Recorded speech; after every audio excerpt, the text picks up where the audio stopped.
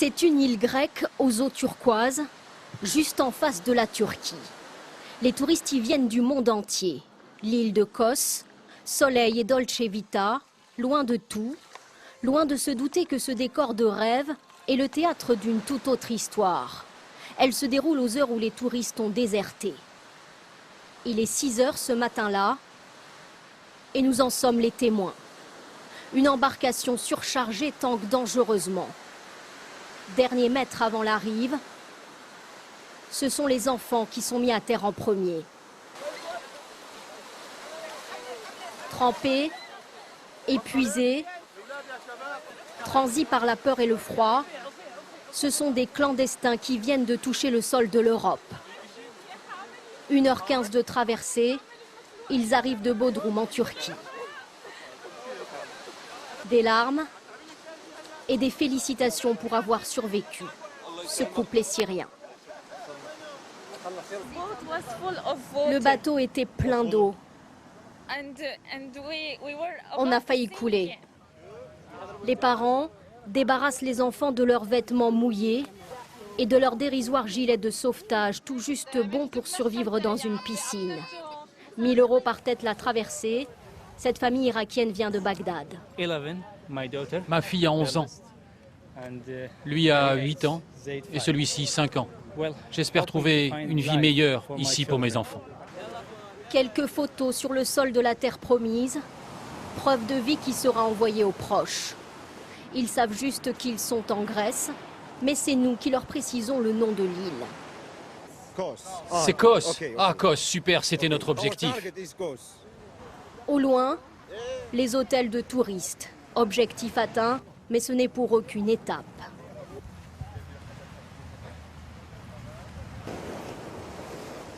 Ce sont 45 migrants que nous avons vus tout à l'heure débarquer à bord de ce pneumatique sur cette plage de Kos, à quelques mètres des parasols où vont s'installer tout à l'heure les touristes. Et cette scène se reproduit tous les jours sur cette île de Kos.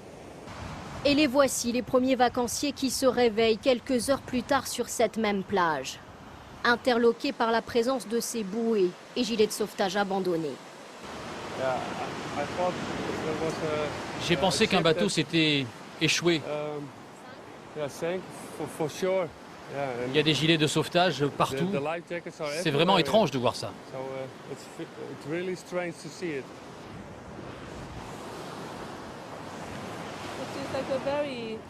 C'est très petit. Des gilets pour enfants, pour adultes, des enfants. Mais où vont-ils aller en Grèce? Il y a une solution pour eux ici?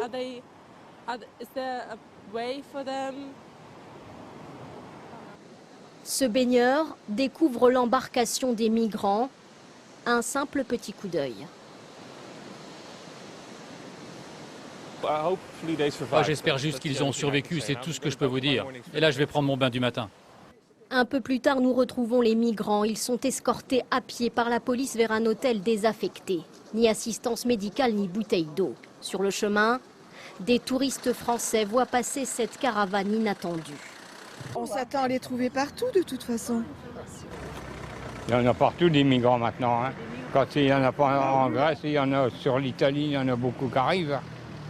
À mon avis. Hein. C'est un malheur pour eux. Hein? C'est tous des malheureux. Hein. Et voilà.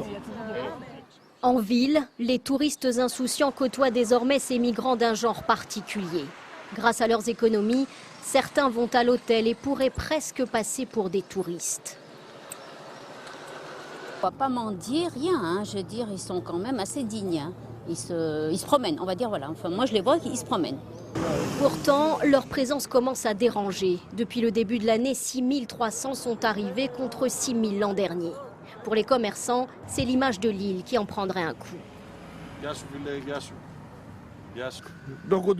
C'est pas bon pour le business. Il y a 2 jours, il y a 2 bateaux de touristes qui se sont arrêtés là. Ils ont vu les Syriens, ils sont tout de suite repartis. C'est une énorme porte, une porte d'entrée vers l'Europe. Voilà ce qu'on est devenu. Ce jour-là, pendant que les migrants tentent désespérément d'obtenir leur laissez-passer de 6 mois en Grèce, sur la plage, les touristes goûtent tranquillement aux douceurs de leur île paradisiaque.